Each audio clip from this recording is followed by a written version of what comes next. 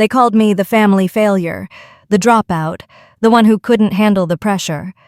But when my brother's drill sergeant saw me at his graduation ceremony, he stopped mid-sentence, snapped to attention, and said 2 words that changed everything. "Colonel, ma'am." This is the story of how I became someone my family never knew existed, and why I kept it secret for 12 years. My name is Sarah Potter, and for over a decade, my family believed I was nothing more than a West Point washout who disappeared when life got tough. As I pulled into the parking lot of Fort Benning, Georgia, watching families stream toward the officer candidate school graduation ceremony, I felt that familiar knot in my stomach, the same one I'd carried since I was 20 years old. The memories hit me like they always did. Beast Barracks, summer of 2010, 18 years old, third-generation Potter to attend West Point. Everything was going perfectly until it wasn't. The panic attacks started during the second week, sudden crushing waves of anxiety that left me gasping for air in formation. I'd wake up at night, my heart pounding, unable to breathe. I tried to push through it. Potters don't quit. That's what Dad always said. He'd been a sergeant first class in the Army for 20 years before retiring. Mom had been the perfect military spouse, moving us from base to base, never complaining. And here I was, their daughter, cracking under the pressure that was supposed to forge me into an officer. The final straw came during a field exercise. We were practicing small unit tactics, and something about the simulated gunfire, the shouting, the chaos, it triggered something deep inside me. I froze completely. Couldn't move, couldn't think, couldn't function. My squad leader had to physically drag me to cover while I hyperventilated. The next morning, I walked into the commandant's office and requested to resign. "Dad, I can't do this," I'd told him over the phone, my voice barely a whisper. The silence on the other end lasted forever. When he finally spoke, his words cut deeper than any blade. "Potters don't quit, Sarah. Ever. I don't know what happened to you up there, but this isn't the daughter I raised." Mom cried. Not the supportive kind of crying, the disappointed kind. The kind that said I'd let down 3 generations of military service. My younger brother John, just 16 at the time, looked at me like I was a stranger when I came home. That was 12 years ago. 12 years of family dinners where I sat at the edge of conversations. 12 years of being the cautionary tale. 12 years of watching John become everything I was supposed to be. Now, at 28, John was graduating from officer candidate school, the same program that would commission him as a second lieutenant in the United States Army. The same path I was supposed to have taken, just delayed by a decade and achieved through a different route. I sat in my rental car watching him emerge from the barracks in his dress blue uniform. Even from a distance, I could see Dad straightening John's ribbons, Mom fussing with his collar. The pride on their faces was unmistakable. This was their moment, the moment when a Potter finally made it through. What they didn't know was that another Potter had made it through too. They just couldn't see it. My phone vibrated against my hip, a specific pattern that made my pulse quicken. I glanced around the parking lot, confirming I was alone, then answered, "Colonel Potter?" "Ma'am, we have a situation developing in the Eastern European theater. How soon can you be back?" I checked my watch. "Give me 48 hours, General. Family obligation." "Understood. Enjoy your brother's graduation, Sarah. That's quite an achievement." If he only knew. I ended the call and slipped the encrypted phone back into my jacket. Through the windshield, I watched John standing with his class, their faces serious and proud. In a few hours, he'd be a commissioned officer in the United States Army. It had taken him 4 years of college and 12 weeks of OCS to get there. It had taken me 12 years of secrets to reach the same destination by a very different route. As I walked toward the ceremony grounds, I caught my reflection in a car window. Civilian clothes carefully chosen to be unremarkable. No ribbons, no insignia, nothing to indicate that the family failure had spent the last decade serving her country in ways they couldn't imagine. But that was about to change. Because today, for the first time in 12 years, someone was going to recognize me. And when they did, my family would finally learn the truth about who Sarah Potter had become. I just wasn't sure if they were ready for it. The encrypted phone buzzing in my jacket wasn't unusual. What was unusual was taking the call while standing 20 feet away from my parents. "Excuse me," I murmured, stepping behind a grove of oak trees that lined the parade grounds. "Work call." Mom barely looked up from adjusting John's uniform. Dad nodded absently, already scanning the ceremony setup with the practiced eye of an old soldier. To them, I was just Sarah, the one with the mysterious office job that required occasional travel. They'd stopped asking questions years ago. "Potter here," I said quietly into the phone. "Colonel, I'm sorry to interrupt your family time, but we need your authorization on the Warsaw intelligence package." "Send it to my secure tablet. I'll review it tonight." I paused, watching John laugh with his fellow candidates. "And Martinez?" "Yes, ma'am." "Next time, unless it's World War III, it can wait 48 hours. "Understood, Colonel. Enjoy the ceremony." I slipped the phone back into my jacket and rejoined my family, my mind already compartmentalizing. In 30 minutes, I'd be watching my little brother become a second lieutenant. Tomorrow, I'd be back in Washington reviewing classified intelligence reports as a colonel in the U.S. Army. The irony wasn't lost on me. 12 years ago, when I walked away from West Point, I thought my military career was over before it began. I spent 3 months living in a studio apartment in Albany, working at a coffee shop, and trying to figure out what came next. Depression hit like a freight train. I'd failed at the one thing that mattered to my family, and I had no idea who I was supposed to be. That's when I met Sergeant First Class Rodriguez at a veterans support group. Yes, I was attending veterans meetings despite never having served. I was that desperate for somewhere to belong. "You know," he said after hearing my story, "there's more than one way to serve." 2 weeks later, I was at the military entrance processing station, taking the oath of enlistment. No fanfare, no family send-off. I told my parents I was moving to Colorado for a job. Technically, it wasn't a lie. Fort Carson was in Colorado. Basic training at Fort Benning was everything West Point wasn't. No pressure to be perfect, just pressure to be part of something bigger than myself. The panic attacks were still there, but something about starting from the bottom, earning my place among peers, rather than being expected to lead them, made all the difference. I excelled. Not just survived, excelled. After basic, I was assigned to military intelligence. Turns out my psychology degree and my ability to stay calm under pressure made me perfect for intelligence work. Who knew that anxiety could be channeled into hypervigilance? The promotions came faster than anyone expected. Private to private first class, to specialist to sergeant, to staff sergeant, all within 3 years. My superiors noticed my analytical skills, my ability to see patterns others missed, my talent for languages. "Have you ever considered becoming an officer?" my battalion commander asked when I was 23. This time, officer candidate school felt different. I wasn't there because it was expected, I was there because I'd earned it. The panic attacks were manageable now. I understood what triggered them and how to work through them. Second Lieutenant Potter graduated OCS in 2017. First Lieutenant came 8 months later. Captain at 26, Major at 28, Lieutenant Colonel at 30. And last month at 32, the promotion board selected me for full colonel. In 12 years, I'd gone from failed cadet to one of the youngest colonels in military intelligence. My specialty became counterintelligence operations in Eastern Europe. 3 deployments to Poland, 2 to Romania, countless classified missions that I'll never be able to discuss with anyone outside my clearance level. I'd briefed generals, worked with CIA operatives, and spent more nights in safe houses than I had in my own apartment.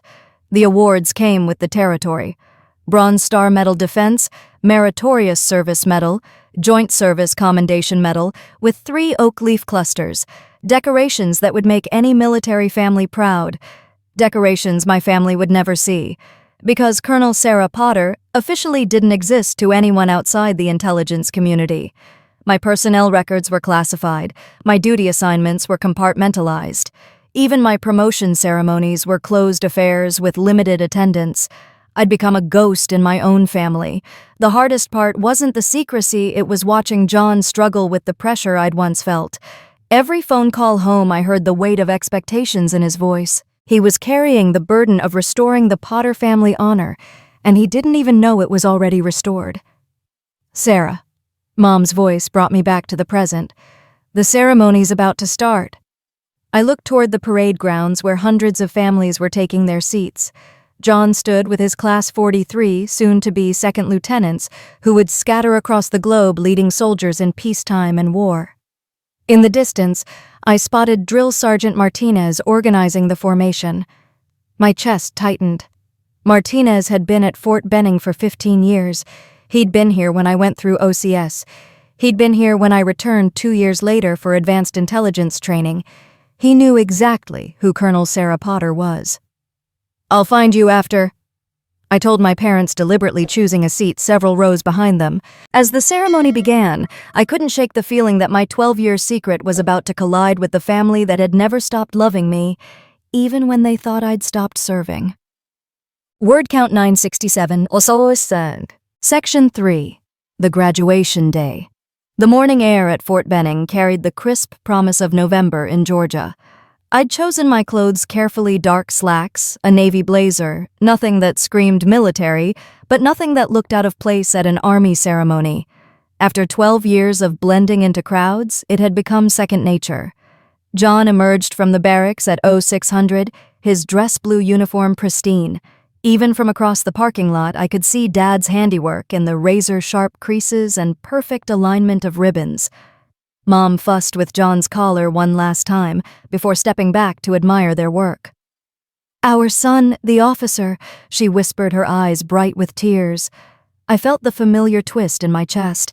Pride for John mixed with the hollow ache of 12 years spent watching from the shadows. The ceremony grounds buzzed with nervous energy. Families claimed their seats, early cameras ready to capture the moment their children became officers in the United States Army. I chose a spot near the back, close enough to see John, but far enough to remain invisible. Old habits die hard. As I settled into my chair, my eyes automatically scanned the area exits, security positions, potential threats. 12 years of intelligence work had rewired my brain to catalog everything: the staff sergeant checking IDs at the entrance, the major reviewing the ceremony program, the colonel observing from the VIP section. And there, moving between the formations like a force of nature, was Drill Sergeant First Class Martinez. My stomach dropped. Martinez had been my drill sergeant during OCS 12 years ago. He'd also been present at my advanced intelligence training, but more importantly, he'd been at my colonel promotion ceremony 6 months ago, one of only 30 people in attendance. He knew exactly who I was. I pulled my phone out, pretending to check messages while using the screen's reflection to monitor Martinez's position. He was working his way down the family seating area, greeting distinguished guests and answering questions, moving in my direction. The ceremony began with the traditional pomp of military pageantry. The national anthem echoed across the parade grounds as hundreds of people stood at attention. I found myself automatically assuming the position of attention muscle memory overriding conscious thought. From the corner of my eye, I saw Dad notice my posture. His eyebrows furrowed slightly, the way they did when he was trying to solve a puzzle. "Ladies and gentlemen," the ceremony commander announced, "I present to you the officer candidate school class 23008. 43 candidates marched onto the field in perfect formation. John was in the third row, his bearing proud but nervous. I knew that feeling, the weight of family expectations mixed with the terror of finally achieving what you'd worked so hard for. The commissioning began, each candidate stepping forward to receive their gold bars and take the oath of office. When John's name was called, Mom grabbed Dad's arm so tightly her knuckles went white. "Jonathan Michael Potter," the commander announced. John stepped forward, crisp and professional.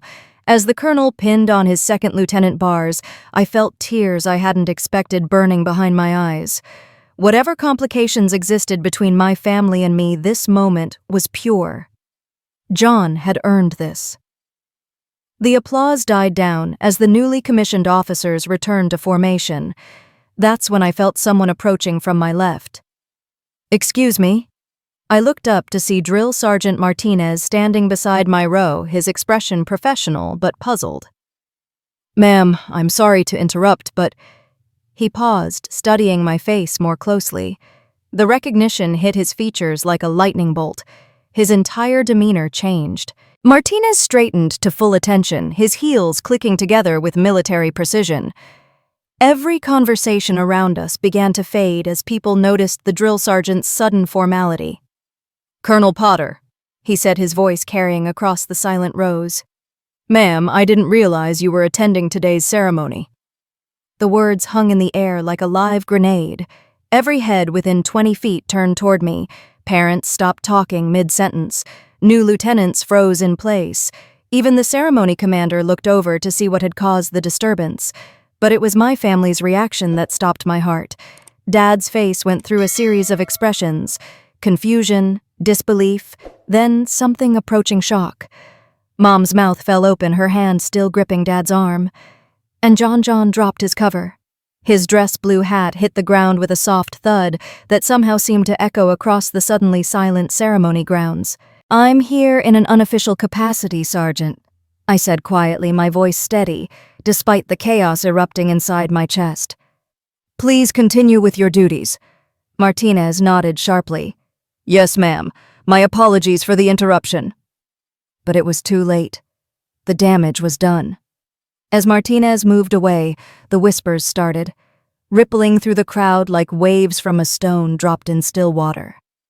Did he just call her Colonel Potter? Isn't that the new lieutenant's last name? Wait, is she his sister? I kept my eyes forward, watching John scramble to retrieve his cover. His face was flushed, whether from embarrassment or confusion I couldn't tell. But when our eyes met across the ceremony grounds, I saw something I'd never seen before. Respect. The ceremony concluded with the traditional tossing of covers and celebration. Families swarmed onto the field to congratulate their new officers. I remained in my seat, watching my parents navigate through the crowd. Toward John, their faces still painted with shock. 12 years of carefully maintained invisibility had ended with 6 words from a drill sergeant who remembered his military courtesy. "Colonel Potter, ma'am." As I finally stood to leave, I caught sight of my family huddled together near the platform. John was gesturing animatedly, pointing in my direction. Dad was shaking his head, his expression caught between disbelief and something that might have been pride. Mom was crying. The secret was out. After 12 years of silence, it was time to explain to my family how their failure had become one of the youngest colonels in the United States Army. The conversation waiting in the parking lot was going to change everything. The parking lot felt like a minefield. I walked slowly toward my rental car, each step giving me time to prepare for the conversation that would reshape 12 years of family history. Behind me, I could hear John's voice carrying across the asphalt as he tried to process what had just happened. "Dad, did you hear what the drill sergeant called her?" "I heard it, son. I just don't understand it." They caught up with me as I reached my car. Mom arrived first, her eyes red-rimmed but sharp with questions. Dad followed, his military bearing returning as he processed the implications of what Martinez had said.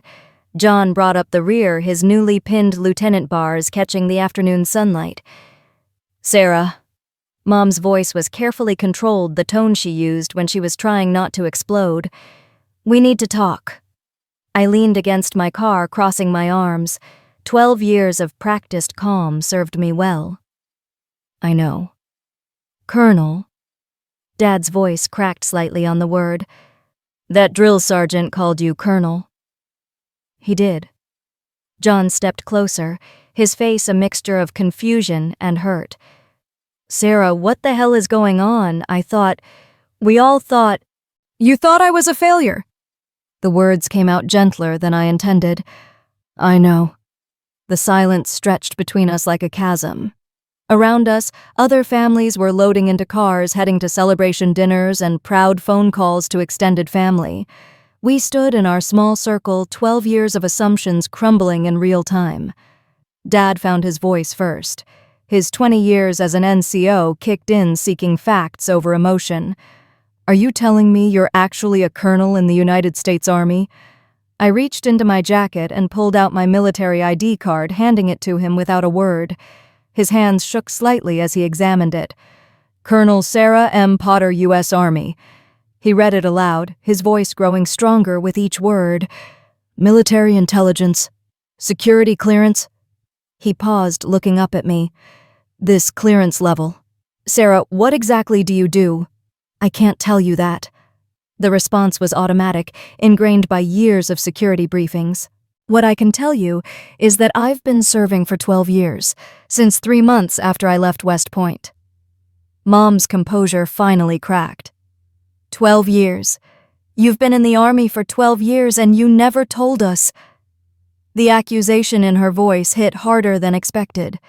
I'd prepared for this moment countless times in my mind, but I'd never quite accounted for how much their pain would hurt me.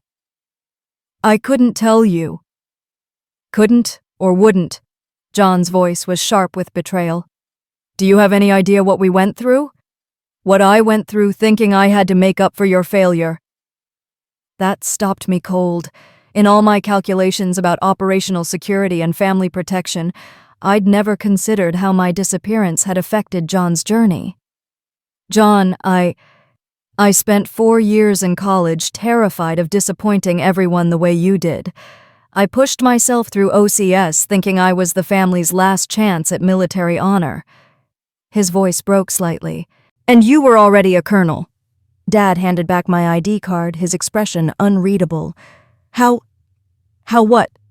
How does someone go from washing out of West Point to colonel in 12 years? That's not a normal career progression, Sarah. He was right. The timeline was aggressive, even by fast-track standards, but explaining it meant revealing details about my work, my deployments, my classified assignments. I enlisted 3 months after leaving West Point. Basic training at Fort Benning, then AIT for military intelligence. I spent 3 years as an enlisted, then went to OCS. I paused, choosing my words carefully. I've had assignments that accelerated my career. Assignments. Mom's voice was flat. You mean you've been deployed? Yes. Where? I can't. Don't. Dad's command voice cut through the air. Don't tell us you can't tell us. We're your family. The parking lot seemed to tilt around me. This was the moment I'd been dreading for 12 years, when loving my family and serving my country became impossible to reconcile. I work in counterintelligence, Eastern European theater primarily, Poland, Romania, Czech Republic. The words came out in a rush. I've been deployed 8 times. I've briefed generals and worked with allied intelligence services. I've prevented attacks on American interests and saved lives in ways I can't describe. The silence that followed was deafening. John sat down heavily on the curb, his dress blue uniform getting dusty. Jesus, Sarah. Mom stared at me like I was a stranger. All this time when we thought you were struggling, when we thought you'd given up, you were serving. Yes. Why didn't you tell us? Her voice was barely a whisper. This was the question I'd rehearsed 1,000 times. The answer that balanced truth with operational security, family love, with professional duty. Because keeping you safe meant keeping you uninformed. Because my work requires a level of secrecy that doesn't allow for family dinners and proud Facebook posts. Because sometimes protecting the people you love means letting them think less of you. Dad stepped closer, his old soldier instincts taking over. Your personnel file. Why didn't it show up in routine searches? When John was applying for his security clearance, they investigate family members. My records are compartmentalized, need-to-know basis only. And we didn't need to know. Mom's voice carried 12 years of hurt. No, you didn't. The words hung between us like a blade. Around us, the parking lot was emptying, families heading off to celebrate their new officers. We stood in the growing shadows, everything we thought we knew about each other scattered at our feet. John finally looked up from the curb. Are you good at it? This job you can't talk about? For the first time since Martinez had called my name, I smiled. Yeah, I'm very good at it. Good enough to make colonel at 32, apparently. Dad was studying me with new eyes, seeing details he'd missed for years. My posture, the way I scanned our surroundings, the unconscious command presence I'd developed. You've been carrying this alone for 12 years, he said quietly. Yes. That's... He paused, searching for words. That's the hardest kind of service, Sarah. The kind nobody gets to thank you for." Something inside my chest loosened at his words. Not forgiveness, not yet, but understanding. Mom wiped her eyes with the back of her hand. "We owe you an apology. 12 years of apologies." "No, you don't. You reacted to what you could see. I made sure you couldn't see the rest." As the sun began to set over Fort Benning, we stood in our small circle of revelation and regret. The conversation was far from over, but for the first time in 12 years, my family was looking at me and seeing who I really was. It wasn't the ending I'd planned, but it was a beginning.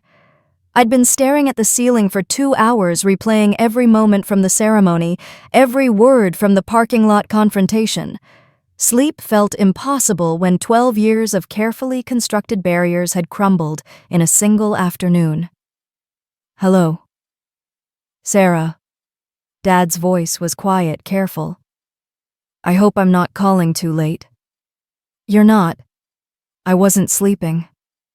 "Neither was I."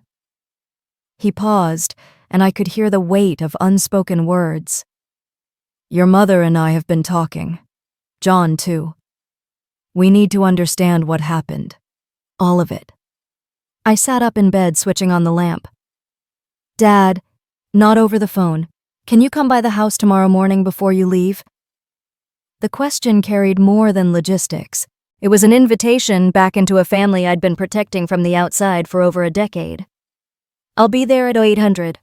Make it 900. Your mother's making breakfast." The next morning, I drove through the familiar neighborhoods of Columbus, Georgia, where my parents had retired after Dad's 20 years in the Army. Their house was classic military family, neat, modest, with an American flag hanging from the front porch and a small garden that Mom tended with military precision. John's rental car was already in the driveway. Mom opened the door before I could knock, her eyes still red from yesterday, but determined. "Come in, sweetheart. Coffee's ready." The kitchen smelled like home bacon, eggs, and the strong coffee that had fueled countless early morning Army life moments. Dad sat at the table in civilian clothes, but his posture was pure soldier. John looked exhausted, still processing everything from his graduation day. "Sit," Mom said, placing a full plate in front of me. "We're going to talk, and you're going to eat." For a moment, it felt like being 18 again before West Point, before everything went sideways. When being a Potter meant Sunday breakfasts and easy conversation about future plans that all made sense. Dad cleared his throat. "Last night I made some calls, discreet ones to people I trust who might know something about military intelligence career tracks." My fork paused halfway to my mouth. "I couldn't get details about you specifically. Your security classifications are apparently above my pay grade. But I learned enough to understand that Colonel at 32 in your field is exceptional." John leaned forward. "How exceptional?" "The kind of exceptional that means your sister has done things we'll probably never hear about in places that don't officially exist for reasons that are classified above top secret." The kitchen fell silent except for the tick of Mom's rooster clock on the wall. "I need to understand something," Mom said quietly. "When you left West Point, when you came home and said you couldn't handle it, what really happened?" This was the conversation I'd been dreading for 12 years, the one that required me to explain not just what I'd become, but why I'd broken in the first place. "Do you remember when I was 7 and we were stationed at Fort Riley?" Dad nodded. "Your first duty station you actually remembered." "There was an incident at the base exchange. A man with a gun threatening families in the parking lot. You weren't there, you were deployed to Kuwait." Mom's face went pale. "I remember. You were with me, Mrs. Henderson, and her kids. We all had to get down behind the cars while the MPs handled it. I never told you what I saw that day. The man pointed his gun at Mrs. Henderson's baby. For about 30 seconds, I thought I was going to watch a child die." The memory still had edges sharp enough to cut. Even 25 years later, I could smell the asphalt, hear the crying, feel the terror of being 7 years old and helpless. At West Point during the field exercises when they used blanks and simulation ammunition, the sound triggered everything. The panic attacks weren't about pressure or expectations. They were about trauma I'd never processed. John set down his coffee cup. "Why didn't you tell anyone?" "Because I was 18 and thought it meant I was weak. Because Potters don't quit. Because admitting I was broken felt like betraying everything this family represented." Dad's voice was rough when he spoke. "So you left." "So I left. And I spent 3 months in Albany thinking my military career was over before it started." "What changed?" Mom asked. "I met a veteran at a support group, Sergeant First Class Rodriguez. He told me there was more than one way to serve, and that sometimes the strongest soldiers are the ones who acknowledge their wounds and find ways to use them." I stood up, pacing to the kitchen window that looked out over Mom's garden. The words were coming easier now, 12 years of silence finally breaking. "When I enlisted, I told them about the panic attacks. Instead of disqualifying me, they sent me to a specialist. I learned that hypervigilance, the constant scanning for threats, the ability to stay calm in chaos, those weren't weaknesses. In intelligence work, they were assets." "You turned your trauma into a strength," Dad said. "I turned my trauma into a mission. Every deployment, every classified operation, every briefing that helped prevent attacks on American soil, it was proof that the scared 7-year-old girl who watched a gunman in a parking lot had grown into someone who could stop the gunman before they got to the parking lot." John was staring at me with something approaching awe. "That's why you rose so fast. You weren't just good at the job. You needed the job." "I needed to know that what happened to me mattered, that it made me better at protecting other people from experiencing the same fear." Mom was crying again, but differently this time. "All these years we thought we'd failed you." "You didn't fail me. You loved me the only way you knew how. And when I wasn't ready to accept that love, you kept loving me anyway." Dad stood up, walked over to where I stood by the window. For a moment, we looked out at the garden together, father and daughter both soldiers, both carrying scars that had shaped them into who they needed to become. "I'm proud of you," he said quietly. "Not because you made Colonel, though that's extraordinary.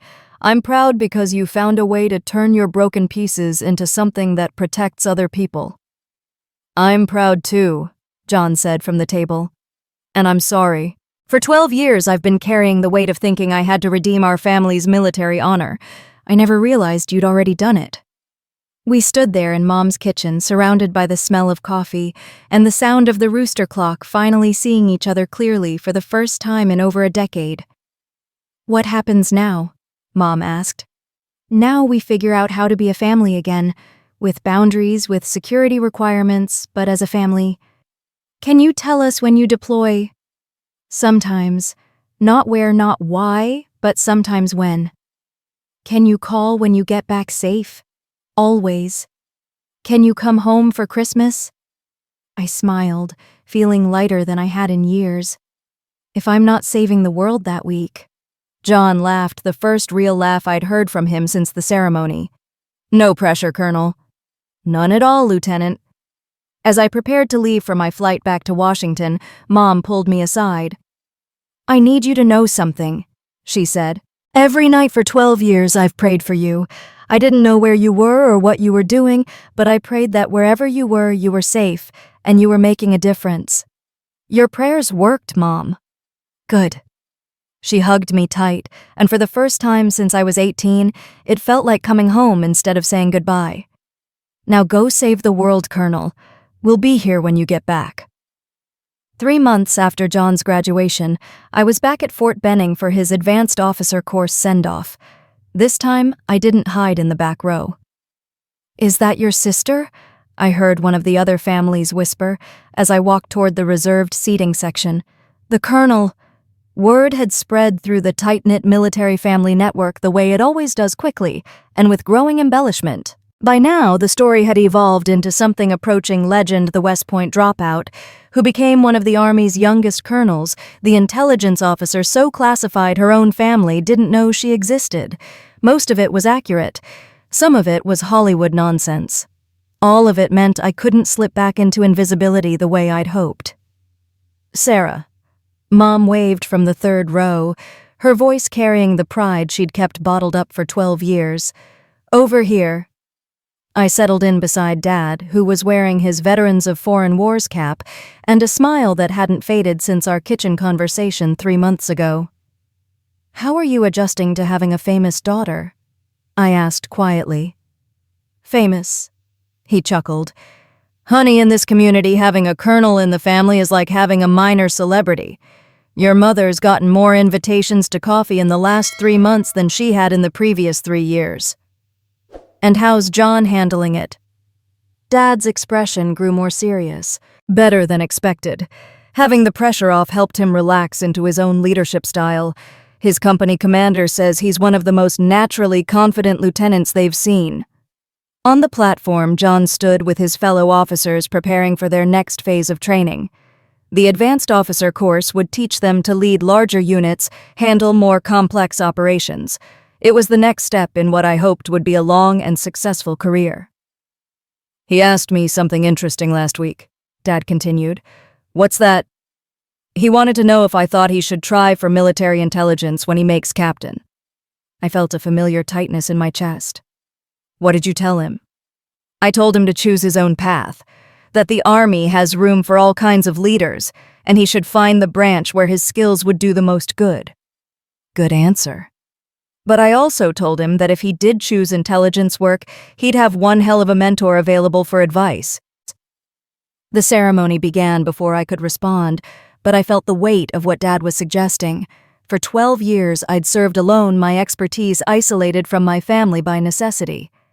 The idea of someday being able to guide John's career even in limited ways felt like a gift I hadn't expected. After the ceremony, we gathered for the traditional family lunch.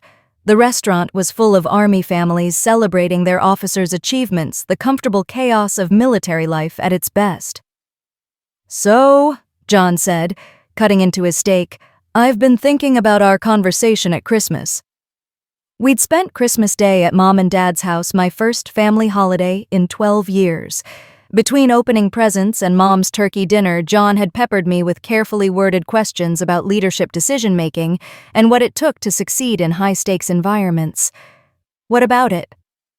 "You mentioned that the hardest part of command isn't the tactical decisions, it's the moral ones." I nodded. "The decisions where every option has consequences and you have to live with whatever choice you make." "I think I understand that better now." John's voice carried a weight that hadn't been there at his graduation. "Last month during field training, one of my soldiers was struggling. Personal issues, at-home performance, dropping attitude affecting the whole squad. What did you do?" "First instinct was to counsel him, give him time to work through it. But the company commander was pushing for administrative action, kick the problem upstairs, let someone else deal with it." Dad leaned forward, recognizing the teaching moment. "And I spent 3 nights staying late working with him one-on-one, helped him contact family services for his wife's medical issues, adjusted his training schedule so he could make important phone calls home. It took 2 weeks, but he came back stronger than before."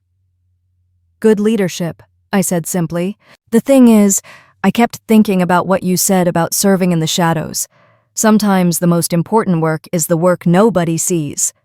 Mom smiled, the pride in her voice unmistakable.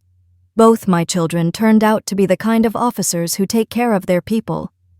"Speaking of taking care of people," Dad said, pulling an envelope from his jacket pocket. "This came for you yesterday." I recognized the letterhead immediately, Department of Defense Office of the Secretary. My stomach tightened as I opened it, scanning the formal language. "What is it?" Mom asked, noticing my expression. "Promotion board results." I read the letter twice, making sure I understood correctly. "I've been selected for Brigadier General." The table fell silent. Around us, the restaurant continued its cheerful noise, but our small corner had gone still. "General?" John's voice cracked slightly on the word. "Brigadier General, 1 star. The promotion ceremony would be in 6 months, assuming I accept." "Assuming you accept." Mom looked confused. "Why wouldn't you accept?" This was the conversation I'd been dreading since the letter arrived at my office 2 days ago. The one about what making general would mean for the fragile family relationships we'd been rebuilding. Because general officers live under even more scrutiny than colonels. More security requirements, more travel, more classified responsibilities. It would mean even less time with family, even more restrictions on what I can share. It would also mean you'd be one of the youngest female generals in Army history, Dad pointed out quietly. And it would mean you'd have even more ability to protect people, John added. Isn't that what this has always been about? I looked around the table at the 3 people who'd spent the last 12 years loving me without understanding me, and who'd spent the last 3 months learning to love me with full knowledge of who I'd become. The promotion comes with command of a strategic intelligence unit, overseas assignment likely. I'd be gone for at least 2 years, possibly 3. But you'd be back, Mom said firmly, and we'd be here. And while you're gone, you'd be doing work that matters, Dad added. Work that keeps other families safe. John raised his water glass. To Colonel Potter, soon to be General Potter, the sister who taught me that sometimes the greatest service is the service nobody gets to see. As we clinked glasses, I felt the weight of the decision settling into clarity. For 12 years, I'd served alone, carrying the burden of invisible sacrifice. But now I had something I'd never had before, a family who understood that my absence was another form of presence, my silence another form of protection. I'll accept the promotion, I said quietly. We know you will, Mom replied. It's what Potters do. We serve. That evening, as I prepared for my flight back to Washington, Dad walked me to my rental car. You know, he said, when you left West Point 12 years ago, I thought I'd lost my daughter to fear. And now I realize I didn't lose you to fear. I lost you to courage, the kind of courage that chooses duty over comfort, service over recognition. He handed me a small box wrapped in tissue paper. This was my father's. He carried it through World War II, and I carried it through Vietnam. I was saving it for when John made captain, but I think you should have it now. Inside was a simple silver compass, worn smooth by decades of handling. It doesn't point to magnetic north anymore, Dad said with a smile. But your grandfather used to say it didn't matter, as long as you knew what direction you were supposed to be heading. I closed my fingers around the compass, feeling the weight of 3 generations of Potter family service. I know what direction I'm heading, Dad. I know you do, General. I know you do. 1 year later, I stood in the Pentagon's Hall of Heroes wearing the single star of a brigadier general and preparing to address a room full of senior military leaders about the future of intelligence operations. But first, I had a phone call to make. John, it's Sarah. Do you have a minute? Always. How did the briefing go? Better than expected. The Joint Chiefs approved the new counterintelligence initiative. We'll be expanding operations into 3 new theaters. That's incredible. You must be... He paused. Wait, can you tell me that? I smiled. Even after a year of rebuilt family relationships, we were still learning to navigate the boundaries of my work. It's not classified anymore. We announced it publicly this morning. Besides, there's something else I wanted to tell you. What's that? Your application for the Military Intelligence Captain's Career Course was approved. You start at Fort Huachuca in 6 months. The silence on the other end of the line stretched long enough that I wondered if we'd been disconnected. John, you recommended me. It wasn't a question. I provided input when asked. The decision was based entirely on your performance evaluations and leadership potential. But you recommended me. I recommended that the Army would benefit from having officers who understand that intelligence work isn't about being the smartest person in the room, it's about being the person who asks the right questions and listens to the answers. Another pause then. Does this mean I get to work with you someday? Someday maybe, when you're ready. When you've earned it on your own merits. And when I do earn it, will you be able to tell me what you actually do all day? I laughed, looking out my office window at the Potomac River and the city beyond. Some of it, the parts that matter most. That evening, I drove to Arlington National Cemetery for a ceremony I'd been invited to attend. The dedication of a new memorial wall honoring intelligence professionals who died in service to their country. Names that would never appear on public monuments, stories that would never be told in history books. Among the names being added was Staff Sergeant Michael Chen, who died in an operation I'd planned and executed 2 years earlier. His family would never know the details of how he'd saved dozens of American lives, or why his sacrifice had prevented an attack that would have changed the course of a war. But they would know he'd died serving his country with honor. After the ceremony, I found myself walking among the white headstones, thinking about the different ways people serve, the different prices they pay, and the different kinds of recognition they receive. My phone buzzed with a text message from Mom. "Saw you on the news tonight. The reporter said you were the Army's rising star in intelligence operations. I told Mrs. Henderson that my daughter was always going to be a star, we just couldn't see her shine from where we were standing." I typed back, "Thank you for never stopping believing in me, even when you didn't understand what I was becoming." Her response came immediately. "That's what mothers do. We love our children into who they're meant to be, even when we can't see the destination." As I walked back to my car, I thought about the journey that had brought me here. From a panicked 18-year-old who couldn't handle the pressure of West Point to a 33-year-old general who briefed presidents and planned operations that shaped international policy. The path had been longer than I'd expected, more complicated than I'd planned, and more isolating than I'd imagined. But it had also been exactly what I needed to become the person I was meant to be. 2 weeks later, I was back at Fort Benning for another ceremony, this time John's promotion to captain. As I pinned the silver bars on his uniform, I whispered something only he could hear. "The first rule of intelligence work is that the most important victories are the ones nobody gets to celebrate. The second rule is that it's worth it anyway." "And the third rule?" he whispered back. "There is no third rule. The first two are enough." After the ceremony, our family gathered for dinner at the same restaurant where we'd celebrated his lieutenant promotion 2 years earlier. But this time, the conversation was different. More open, more honest, more complete. "So what's next for both of you?"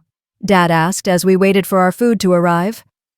"Well," John said, grinning, "I've been accepted to the Defense Language Institute for Arabic. 18 months of intensive language training, then assignment to a strategic intelligence unit." "Following in your sister's footsteps?" Mom asked. "More like finding my own path in the same forest," John replied. "Sarah taught me that service isn't about doing what's expected, it's about doing what's needed, where you can do the most good." "And you?" Dad turned to me. "What's next for the general?" I thought about the classified briefing I'd received that morning, the new assignment that would take me back overseas for another tour in the shadows, another chapter of invisible service. "I can't tell you the specifics," I said, "but I can tell you this: every day I get to wake up knowing that the work I do matters, that somewhere people are safe because of decisions made in rooms they'll never see by people they'll never know." "That's enough," Mom said quietly. "That's always been enough."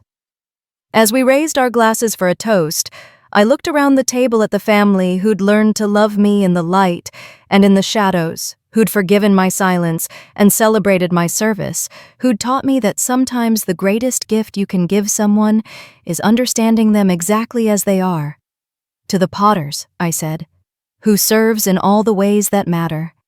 "To service," Dad replied. "To the family," Mom added. "To the people we protect," John concluded. Outside the restaurant, as we said our goodbyes, Dad pulled me aside one more time. "You know what I'm proudest of," he said. "What's that? 12 years ago I thought I'd lost a daughter to failure. Tonight I realized I'd gained a daughter through purpose. You found exactly who you were meant to be even when none of us could see it." He handed me another small box, this one containing a simple gold chain with a single star pendant. "This was your grandmother's," he said. "She wore it through World War II when Grandpa was serving in the Pacific. She used to say it reminded her that even when you can't see someone, they can still be your guiding light." I fastened the chain around my neck, feeling the weight of 4 generations of Potter family service. Thank you, Dad, for everything. Thank you, General, for showing all of us what it really means to serve with honor. As I drove away that night, heading back to Washington and the classified world where I lived and worked, I carried with me something I'd never had during my 12 years of invisible service: the absolute certainty that I was understood, supported, and loved by the people who mattered most. The little girl who'd been terrified in a parking lot 30 years ago had grown up to be the woman who made sure other children never had to be that scared. The teenager who'd broken under pressure at West Point had become the adult who thrived under the highest stakes pressure imaginable. The family failure had become the family's greatest success, not despite her broken places, but because of how she'd chosen to rebuild them. In my rearview mirror, I watched the lights of Columbus, Georgia fade into the distance. Tomorrow, I'd be back to work in the shadows, planning operations and making decisions that would never make the evening news, but would shape the world my family lived in. It was exactly where I belonged. Sometimes the greatest victories are the ones nobody gets to see. Sometimes the strongest people are forged in silence. And sometimes love looks like letting your family think you're lost until you're ready to show them you've been finding yourself all along. My name is Brigadier General Sarah Potter, and this is how I learned that failure is just another word for a path you haven't finished walking yet.